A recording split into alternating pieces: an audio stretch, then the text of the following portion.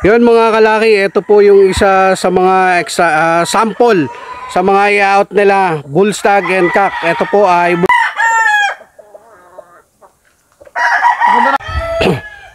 yun, mapagpalang araw mga kalaki. Good morning, good morning, good morning sa inyong lahat mga kalaki. At mapagpalang araw ng Sabado.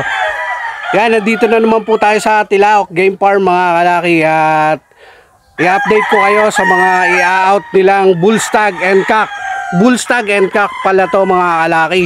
At ang rason kung bakit nila i-out mga kalaki, ang dami nilang dumating na manok dito galing dun sa pinsan ni Boss Tilaok na imported line. Kaya mag-out sila ng mga, abangan nyo, baka kursunada nyo. Yan, papakita ko sa iyo, abangan nyo, tara, samahan nyo ako. Disclaimer: this video is for breeding purposes on lino animals were harmed. In making this video,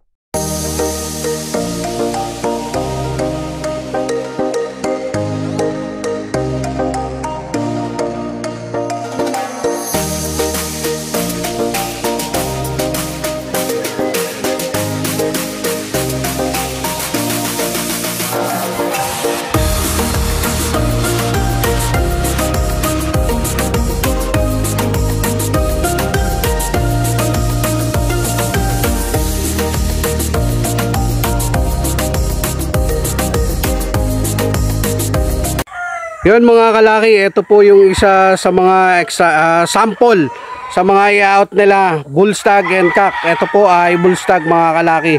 Ayan po ay gold. Isa sa mga ano nila, i-out na pwede nyo pagpilian. Kaya kung may mga interesado, PM lang ninyo ako para masamahan ko kayo dito sa Tilaok Game Farm. Yan mga kalaki, ito naman yung dome nila na bull stag. Yan, ito rin ay isa sa pwede nyo pagpilian mga kalaki. Yan, bali ang dome na pwede nyo pagpilian mga kalaki ay apat yan. Yan, magkakapatid yan, oh. Yan, isang hilera yan. Tapos sa gold naman mga kalaki, yun, nadudulas na naman tayo. Sa gold, dalawa ang pwede nyo pagpilian. Ito cock naman to mga kalaki. Cock. Ito ay cock. Yan, na pwede nyo pagpilian. Yan mga kalaki, ito pa yung sample din ng cock na pwede nyo pagpilian. Bali tatlong cock ang pwede nyo pagpilian sa Tilaok na i-out nila. Yan. Yun mga kalaki, ito si Boss Richard. Bali nasa 15 po yung pwede nyong pagpilian mga kalaki na bull stag. Ang cock, tatlo lang ang cock na i-out nila. Pero karamihan bull stag po mga kalaki. Kaya sa mga interesado dyan, pwede nyong pasyalan tong manukan. Ayun po, ulitin ko.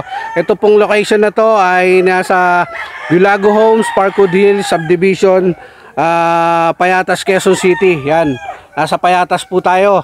At sa mga magtatanong dyan, panoodin nyo muna yung video para hindi po tayo tanong ng tanong, ha. At yung iba nagko-comment na kagad, hindi pa pala napapanood ang video, nagagalit pa. Huwag kayo magagalit, mainit ang panahon ngayon. At baka kayo ma-high blood, kayo din. Dapat lagi kayo masaya mga kalaki. At kahit mainit ang panahon, huwag nyong stress yung mga sarili nyo kahit may problema kayo. Ako, ganito lang, pero medyo malaki ngayon ang problema ko. Mukhang mawawalan ako ng manukan. Yan, dinada ako na rin sa tawa. Yan, kasi dumating yung may-ari ng lupa nung pinaglalagyan natin manok mga kalaki. Kukwento ko na rin dito. Hindi nga lang kami nagkausap, pero yung isa kasi, isang lupa niya nakatabi ng lupa na manuka na tinitirigan natin, pinapaalis na. Ayun, at gagamitin na daw ang lupa, pero sana pagbigyan pa tayo kasi hahanap muna tayo ng paglilipatan natin. Yun. Napakwento na tuloy. Yun mga kalaki ha, huwag niyong kakalimutan. Ito po, papakita ko sa inyo yung ibang pwede niyong pagpilian. Hindi na natin maiisa-isa kasi medyo, ayun nga, medyo pababa na naman doon. Alam niyo na, pag pababa, lagi tayo nadudulas. Ayoko nang madulas. Kaya pag punta nyo dito, pwede naman natin pakuha para makita nyo. Saka, pwede nyong test par dito para sigurado kayo, di ba? Di ba, Boss Richard? Pwede nilang test par dito. Yan. Dito na lang mga kalaki.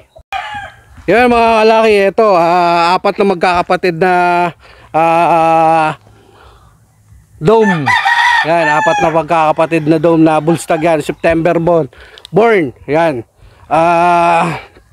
Ina-out yan. Tapos itong 2 years old na gold. Tapos dalawang 2 years old din na sinibalang mga kalaki. Bali dalawang gold ang pagpipilian nyo, dalawang alimbuyugin. Tapos yung iba nandun kasi mga kalaki sa pababa nga, hindi pa naiayos ni Boss Richard. Pero pagpunta nyo dito, ituturo naman na sa inyo ni Boss Richard kung alin yung mga i-out yan mga kalaki. Kasama to sa mga i-out yan, bullstag yan.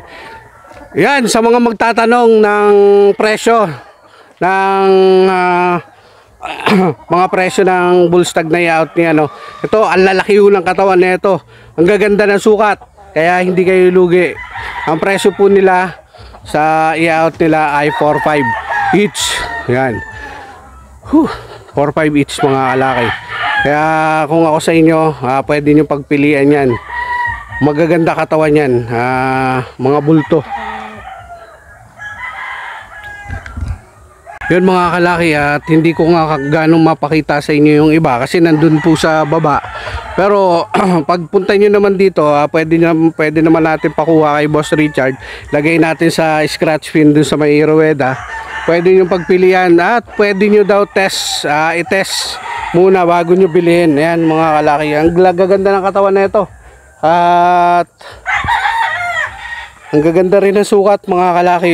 Pwede sa mga pagsusulit pa. Yan, ang dahilan po mga kalaki ng pag-out nila, magbabawas lang ho sila ng mga manok dito kasi may dumating po na 50 peraso na tandang bullstag and cock na imported line galing sa farm ng pinsan ni Boss Tilaok. Yan, dahil umalis na po, pumunta ng ibang bansa, kaya wala nang mag-aasikaso ng manukan niya. Yun, binigay o binenta kay Boss Tilaok yung mga imported line, kaya dinala dito mga kalaki. Ayun ang dahilan naman ng pag-out nila ng ibang mga manok dito para mabawasan at pwede nilang talian kasi 50 tandang po ang dinala dito sa Tilaok Game Farm. Tapos 40 inahin mga kalaki. Kaya abang-abang na lang din, baka magbawas din sila ng mga inahin pa dito, magbawas na uli kasi may dumating nga po na 40 inahin na imported line. Baka yun din ang gamitin nila, pero hindi naman nila tatanggalin lahat ng mga inahin nila. Syempre yung mga matagal na nilang ginagamit na inahin dito, yun pa rin ang gagamitin nila kasi nagpapanalo na, di ba? Hindi naman pwedeng porket may dumating at imported ay tanggalin na lahat, di ba mga kalaki? Kasi yun ang mga line dito nila na nagpapanalo, bakit mo tatanggalin? Magbabawas lang siguro sila kasi yung iba nga magkakapatid na inahin, babawasin na lang siguro nila yung iba. Yan. Kaya pati yung mga inahin dito mga kalaki, makikita nyo halos mga nakatali na. Pero may paparating ngayon araw na to, may paparating na 50 TP na paglalagyan nung iba. Kaya babawas-bawas lang sila. Ito mga kalaki, itong inahin na to, kung makikita nyo, ayan po yung binili nila kay napagod kagad tayo. Ito po, binili nila to kay Red Game Farm. Yan, intact po yan, wing ban sa leg ban. Yan. Yung pong ibang dumating na mga manok, mga kalaki, sa 50 peraso, mga kulong na, mga kalaki. Ang hirap umano na gumalaw ng gumalaw dito mga kalaki. At medyo ito yung kubo dito mga kalaki. Ito isang kwarto, papakita ko na rin sa inyo. Yan, kwarto. Tapos ito parang pinakasala. Yan, may CR doon. Yan, kusina. Doon ang kusina. Ito parang pinaka terrace nila. Yan, sarap dito mga kalaki at maliwalas kasi nga mga kawayan. Tapos itong upuan na to kawayan. Dito muna tayo. Yan, papakita ko na rin sa inyo. Ito po, maluwag pa yan maluwag pa yung mga ibang paglalagyan nila ng manok dito mga kalaki. Yan, yung dadating na 50 perasong tipi, dyan nila ihilera yan. Pag ganun pababa hanggang dun. Yan. Hindi ko na maisa-isa sa inyo yung mga pang-out nila kasi nandun nga po yung iba. Tapos yung iba pinapatingnan pa sa record ni Boss Richard kasi yung iba kasi nandun sa part na yon. Habi ko pagsamasamahin na lang dito para kung may pumuntang buyer nasa isang side na to, isang hilera na to, di ba? Para mas madali makita ng mga buyer, mga kalaki. Ayun yung suggestion ko sa kay Boss Richard. Yan. At dito muna tayo mga kalaki. Yan mga kalaki, ito against the bright, against the light. Yan. Medyo lalakasan ko na lang mga kalaki ang aking boses kasi may sounds doon, malakas ang sounds doon sa ngayon. Yan. Grabe, hiningal tayo. Hiningal ako mga kalaki at lumabas na ang aking mga mantika sa katawan. Iba rin talaga yung nakakalakad ka ng ganito. Kaya ito, yung pinupuntahan ko dun sa Paramazing na pababa o pataas, kasi pag nasa baba ka, pataas. Pag nasa taas ka, pababa. Yan. Kaya ganyan din. Yung ganyan, pa-slide ang manukan dito. Kaya konting galaw lang, lumalabas yung ating mga mantika sa katawan.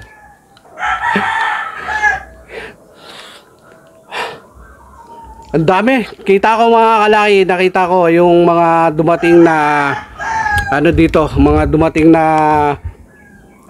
kak na imported line galing doon sa pinsan ni Boss Tilaok galing sa Lucena ata yun, Lucena. Yan. Umalis na kasi, pumunta na ng ibang bansa. Kaya inalis na yung mga manok niya kasi wala mag-aasikaso. Kaya pinagtatanggal na. Ang ginawa naman ni Boss Tilaok, hindi ko lang alam kung binili niya o binigay sa kanya yung iba. Siguro yung iba binili, yung iba binigay. Biruin nyo, 50 tandang ang ibinigay sa kanila na panay kak sa kabulstag. Tapos mga inahin, 40 inahin. Dami, no? Kaya nabanggit ni Boss Richard nabanggit po ni Boss Richard, baka mag-out pa ulit sila ng ibang inahin. Yan. Kaya abang-abangan nyo, baka ganun pa rin yung presyo ng i-out nila. Kung hindi man, tumaas man ng konti. Kasi ito, selected na rin na talaga nila itong naiwan dito. Hindi sana talaga nila pang out, pang materialis talaga na nila. Pero yung mga in-out naman nila, yung ginamit na rin naman nila yon mga kalaki. Yung mga ginamit, mga na-out nila. Yun, may mga pasisyo na rin dito. Kaya lang itong mga tinira nila, 'di ba? Iba pa rin yung talagang select nila na gusto nilang patandain. Kaya lang sa dami ba naman ng dumating na inay na imported, hindi makakapag-desisyon si Boss Richard doon sa partner niya kay Boss Ray Tilao. Dahil syempre kung anong desisyon ni Boss Tilaok na lahat yan gamitin, yung mga imported na yan gagamitin nila. Kaya ang dami, abot sigurong 100 plus na yung mga inahin dito, kasama yung kanilang personal na mga inahin dito. Kaya yun, siguro baka mag-out sila. Depende pa rin sa kanilang pag-uusap, mag-partner yon. Kaya tayo ay tinutulungan din natin sila na i-out yung ibang gusto nilang i-out yan. Yun. Medyo madaldal na naman ako. May magko-comment dyan. Panay daldal na naman. Pasensya na. Talagang kailangan ganun. Medyo madaldal tayo. At boring naman pag makikita nyo lang yung pagmumukha ko. Tapos may magko-comment na yan. Boss, laki pa na yung mukha mo na nakikita namin. Nakakasawa. Yan. Yan, para iharap ko na nga sa inyo yung ibang manok. Yan, mga kalaki. At ito nga, nasa taas tayo. At kung mapapansin nyo, ang ganda ng tanawin dito. Ayan mga kalaki, papakita ko sa inyo. Tingnan natin kung may susum natin. Yung ngayon yun, nakikita nyo yung mga kalaki. Yan, tinuturo kong yan. Yan ay San Mateo, Rizal. Tingnan nyo, nasa baba ang San Mateo. Ayan nasa baba. Ayan ops, nasa anong kamay ko, ops, daliri ko. Yan, San Mateo. Ayun yung bundok ng San Mateo. Yan. Yan, hanggang dito na lang, hindi na natin ma-zoom ng gusto. Ayan mga kalaki Yan, sa San Mateo na yan, San Mateo Rizal. Kaya ang magtataka yung iba na parang bundok yung atin. Mataas po to. Mataas tong lugar natin na to. Yan. Sarap tumambay dito. Maliwalas. Siguro mapapadalas yung punta natin dito. Habang hindi tayo nakakapunta dun sa Par Amazing dahil pagkatapos natin magpatuka ng mga manok, baka dito tayo tatambay sa tanghali. Maliwalas dito, baka dito tayo makikitulog-tulog ng tanghali. Tingnan nyo kakalaki ang ganda nung pagkakagawa ng ano nila. Yan, medyo hiningal na naman tayo mga kalaki. Hindi natin alam kasi yung iba, kasi hindi yung mga pinakita natin na manok dito, yung palang yung itinuro sa atin ni Boss Richard. At mamaya kung dadating dito si Boss Tilaok mga kalaki, mag-uusap sila kung alin pa yung mga i-out na manok dito. Yan. Ilalagay na rin natin yung presyo mga kalaki dun sa yung presyo ng mga bullstag na iisang presyo lang dito mga kalaki, iisang presyo lang yung bullstag and cock. Ibibigay na po ng 4-5 each yan. Ano na yun, last price na yun mga kalaki, kaya wag nyo nang subukan na tumawad sa kanila dahil hipuin nyo muna yung mga manok. Hipuin nyo, test pa rin nyo, i-test nyo bago nyo syempre kuhanin, di ba? Makikita nyo dito na, huwag nyo na akong hanapan ng spar mga kalaki, kasi dito nyo na i-spar yan. Mga kalaki, nandito pala si Boss dumating si Boss Tilaok Ray. Yan. Titingnan muna natin at baka hindi pumayag na kasama sa vlog. Yun mga kalaki, siguro hanggang dito na lang yung vlog natin. Uuwi na rin tayo, tanghali na. Magluluto pa pala tayo at nandyan ang ating bossing, ang ating commander. Paglulutuan natin at galing sa trabaho yon, syempre para mamaya makaisa tayo. Hanggang dito lang. Maraming salamat. God bless.